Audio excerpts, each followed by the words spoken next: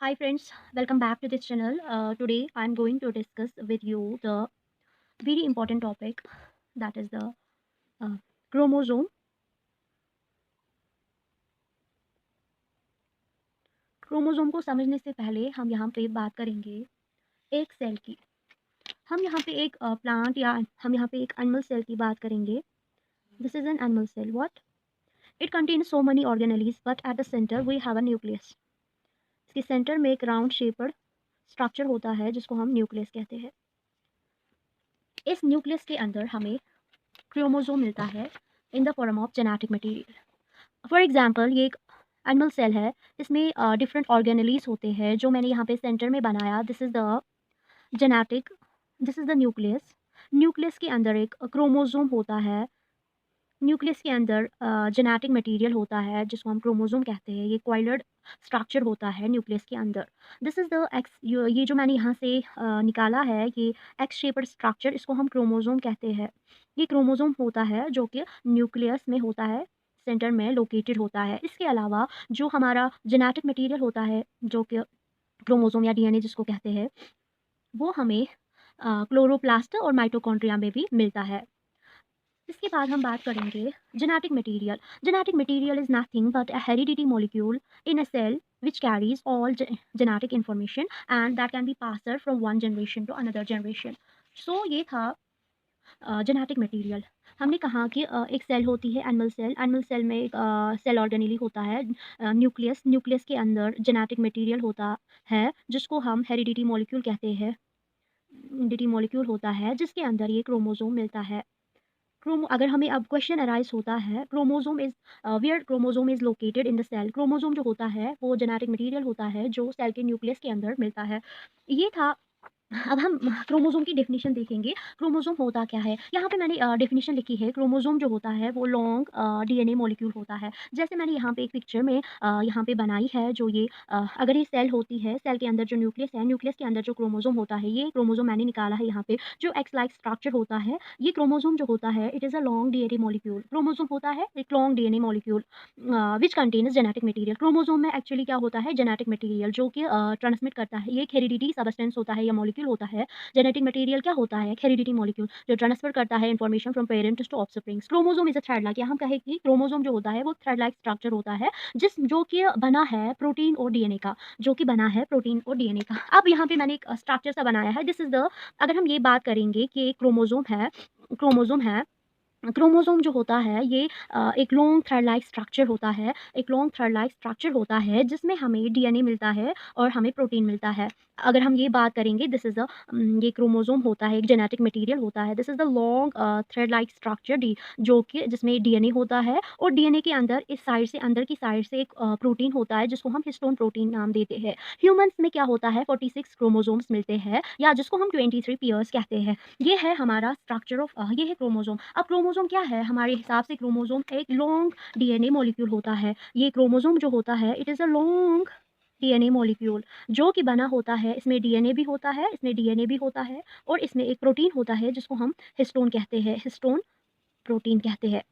अब यहाँ पे क्वेश्चन अराइज होता है क्रोमैटिड क्या होता है. ये मैंने यहाँ पे एक ये डीएनए का छोटा सा एक पीस लिया है. मैंने ये यहाँ पे क्रोमोसोम का एक छोटा सा, अगर ये क्रोमोसोम है लॉन्ग थ्रेड स्ट्रक्चर, इसमें मैंने एक छोटा सा पीस लिया है. यहाँ पे मैं शो करूँगी. This is the DNA containing protein.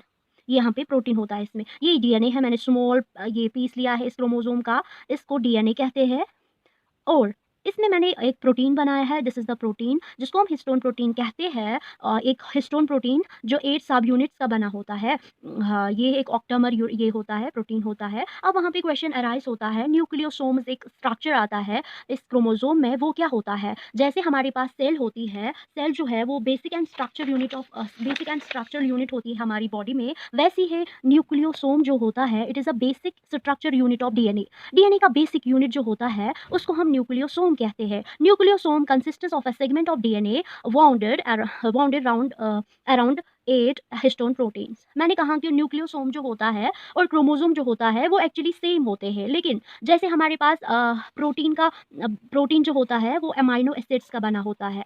जब अमाइनो एसिड्स कंबाइन होते हैं तो हमें प्रोटीन मिलता है। वैसे ही जब न्यूक्लियोसोम्स जो होते हैं वो कंबाइन होते हैं तो हमें क्रोमोसोम मिलता है। Chromosome is actually a DNA होता है और उसके अंदर हिस्टोन प्रोटीन होता है, वो एक ऑक्टामर होता है। न्यूक्लियोसोम जो होता है 2 turns of DNA wrapped around histone 8 histone protein 8 जो ये होता है एक ऑक्टामर ये होता है हिस्टोन प्रोटीन। मतलब 2 डीएनए के 2 टर्न्स में एक हिस्टोन प्रोटीन लगा होता है जो कि एक ऑक्टामर होता है। जैसे मैंने यहाँ पे रिप्रेजेंटेशन दिखाया, अगर हमें यहाँ पे क्रोमोसोम से एक स्मॉल पैच स्ट्रक्चर होता है 2 टर्न्स ऑफ डीएनए, इसके अंदर ये एक ऑक्टामर होता है जिसको हम हिस्टोन प्रोटीन कहते हैं। 2 turns of DNA wrapped around, अगर ये 2 टर्न्स ऑफ डीएनए होते हैं, अगर ये क्रोमोसोम होता है, फॉर एग्जांपल ये 2 टर्न्स ऑफ डीएनए होता है, इसके अंदर हिस्टोन प्रोटीन लगा होता है। हिस्टोन ऑक्टामर जिसको कहते हैं। Each histone octamer is composed of 2 copies.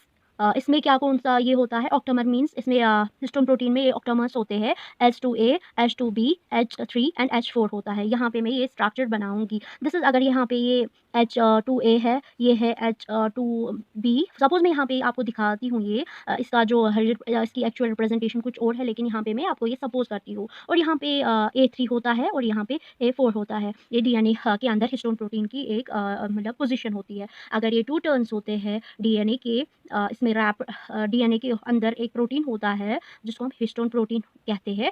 अब यहाँ पे क्वेश्चन अराइज होता है, क्रोमोसोम में क्रोमैटिन किसको कहते हैं और क्रोमैटिड किसको कहते हैं। क्रोमैटिन एंड क्रोमैटिड जो होते हैं वो एक्चुअली ये क्रोमोसोम में ये होते हैं।